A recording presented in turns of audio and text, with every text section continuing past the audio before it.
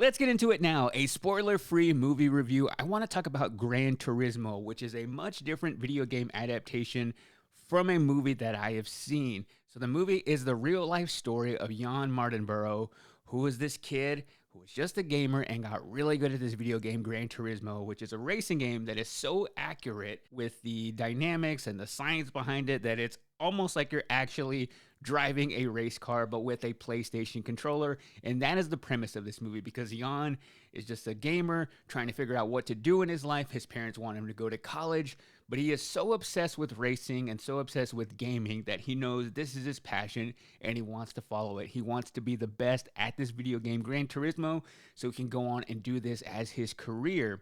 At that same time, Gran Turismo, the video game, decides to have a contest where they are looking for the best player in the video game, whoever gets the highest score, and they will take a group of those people to actually train to drive, because there are millions of players all across the world and they want the best.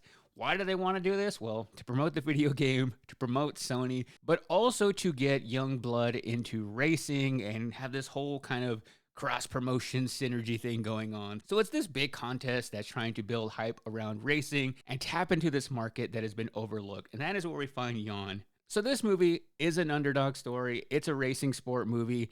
The thing I felt was a little bit off about this movie was the tone. I want to talk about tone, which is something that feels like a little elusive. But if tone is just a little bit off, it can really change my viewing experience of a movie. I felt like the tone was just a little bit off in this movie, because this movie isn't a bad movie by any means. And forgive me for using this reference while talking about a racing movie. It just kind of feels like this movie is stuck in second gear basically all the way up until the end. And I think it's because of the tone. This movie didn't really know how it wanted to say. It knew exactly what it wanted to say because it is based on a true story. The real life of Jann is pretty remarkable, even though it's a much more condensed. They take some liberties like any movie based on a true story does. So it knew what it wanted to say. It just didn't know how it wanted to say it. And it's because of the tone, because at times this movie felt a little bit over dramatic. And when you get into a sports movie, especially a racing movie, you're going to fall into all of these cliches. And it just felt like they were trying to oversell the emotion through the acting and through the direction and even through the look of this movie. I felt if this movie would have had a little bit of a lighter tone and maybe appealed more to like an 8 or 10-year-old, it would have had a much better effect on the viewer. So I felt like for me, this movie didn't know who it was talking to. And at times I did feel inspired by his story. I think the entire thing is remarkable, like I was just saying. But I just don't know who they were trying to get the message across to and who they were trying to inspire by watching this movie. I just think if it would have been a little bit more lighthearted and geared towards the people who actually play this game and incorporate more things from the video game in this movie, it would have just had a much more fun experience for me, and I think a much more fun experience for the younger audience who this movie really should have brought in. It should be inspiring kids now who are gamers. And I think that's what this movie missed out on, because that is the most inspirational part about this movie to me. The fact that they took a gamer who was just so good at what he did behind the wheel in his bedroom, and he went on to do something amazing in the real world. That is the inspiring story. That is the message you want to get across to kids, because really that is remarkable when you think about the fact that at least that part of this movie actually happened. They took a kid who was just great at the video game and put that to the test, and all the implications that come with that, all of the criticism you get with that of, oh, you're just some gamer kid, you don't have what it takes to compete with us. And then in the movie, you see what actually happens in that situation.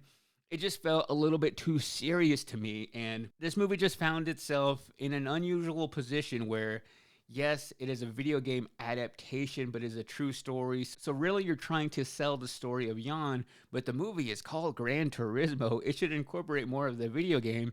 I wanted to see more about how his mind works and how he adapted that into his actual performance as a racer. So the first act suffered by having the wrong tone, but the movie had a formula that lent itself to building to that moment.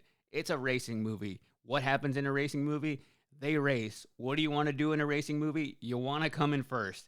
That is exactly what this movie is. So you, as the viewer, experience that with Jann, go through all these trials and tribulations of him trying to get better and better as a racer, leading up to the final race, which in this case is a 24-hour race, the same race we saw in another racing movie called Ford v Ferrari. And I was trying to put in my head where this movie ranked within other racing movies, and it occurred to me that racing movies are down there towards the bottom on my least favorite genre of movie. I never really thought about it before, but racing movies really just aren't that great because they are cliche, because they are a little bit cheesy and sometimes over dramatic. And for some reason, I thought there would be this long list of great racing movies. And as I'm scanning all these racing movies, I thought to myself, man, I'm really not missing out a whole lot here. And really, this movie kind of creeped up there because there's really not that many things to compare it to. So Ford v Ferrari would be my favorite racing movie. It didn't really have to do a whole lot to become one of my favorites, but that one is in a much different category than this movie with a much better director and a much better cast. And you're probably screaming to yourself Days of Thunder, or maybe trying to throw in some Fast and the Furious movies. I'm just talking about traditional racing movies. They're really just not that great. So unless you are super into racing movies, which I would like to meet you because I would like to know your thoughts on more racing movies and why you really enjoy them. Or unless you're going to cheat and say Talladega Nights is one of the best racing movies of all time, I would almost let that one pass. I would let that pass as a great racing movie. But I will say, even though it felt a little bit predictable, and I say that knowing that it's based on a true story, and you can Google it, look it up on Wikipedia. I did see Jann doing some interviews before the writer's strike talking about how he actually got to be the stunt driver in a movie about him. So I did think there are some cool aspects of it.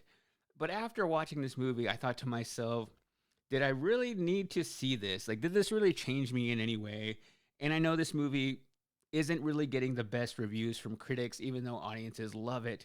I get that. I'm right in the middle of both of those. I can see some elements from a critical standpoint of why this movie isn't great, but I do see a lot of entertainment value in this movie because at the end of it, you know what it left racing? My heart. And it's because of that formula. You get to that final race and you're so invested in it, you want to see the entire thing through. Even though I felt this movie was a little bit long, going over 2 hours, if this would have been a 90-minute racing movie, I would have loved it. I would have come on here and told you, you need to go see this movie, and you're missing out by not going to watch Gran Turismo. Instead, it spent so much time with all this backstory. We could have really chopped down all of the weird awkwardness, over dramaticness of that first act, built up more to what we wanted to see, all these gamers coming together and learning how to race, and then just get to the final race. So I won't deny that the movie had a lot of heart. I'm inspired by Jann's story, but the way it was told was very stereotypical, and it didn't really know how to say it. So I think that's what kept this movie back from being great. So initially, when I was first going through my rating on this movie, I had it at about a 3.5. But the more I realized what this movie could have been and how much more inspirational it could have left audiences and really even inspired some kids to maybe not become racers, but maybe take more pride in the fact that they are nerd video gamers. And I say that as a nerd video gamer, that you could go on to do things that people don't expect you to do. I think that's the biggest message of this movie, because this movie does speak to the way people pay their dues and the way you look at certain people and how they come up, that there's kind of just this old guard. It could be that there's always this old guard.